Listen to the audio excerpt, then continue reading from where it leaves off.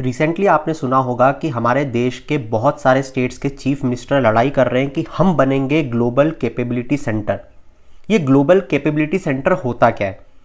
देखो, पहले के ज़माने में इन 1990s जब हमारा सर्विस सेक्टर पिकअप करने लगा था, जब हमने एलपीजी मॉडल को, that is liberalisation, privatisation, globalisation के मॉडल को इम्प्लीमेंट किया था, तो विदेशी कंपनियां, that is MNC, multinational companies ने अपने कॉल सेंटर्स को भारत में रीलोकेट करा था। क्यों? हम सस्ते मिलते हैं और हमें इंग्लिश आती है। तो कॉल सेंटर का हब बन चुका था भारत, जिसे आप बिजनेस प्रोसेस आउटसोर्सिंग बीपीओ के नाम से जानते हो। तो उन्होंने अपना काम आउटसोर्स करा।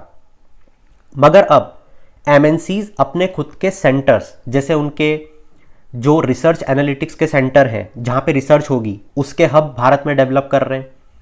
जैसे आईटी प्रोसेसेस जो होती हैं उन एमएनसीज की, उसके हब भारत में डेवलप कर रहे हैं। जो डाटा प्रोसेस होगा उसके हब्स भारत में डेवलप कर रहे हैं। क्यों?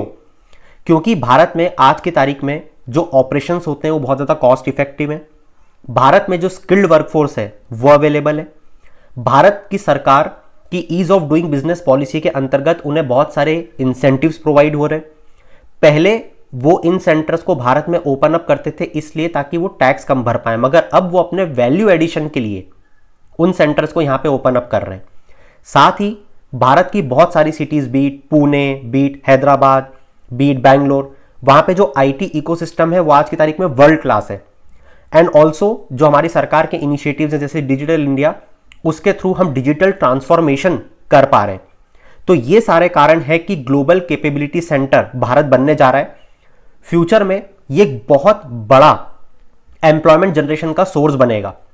इससे और क्या क्या इंप्लीकेशन आएंगे हमारी इकोनॉमी पे, अब ये आप बताओ।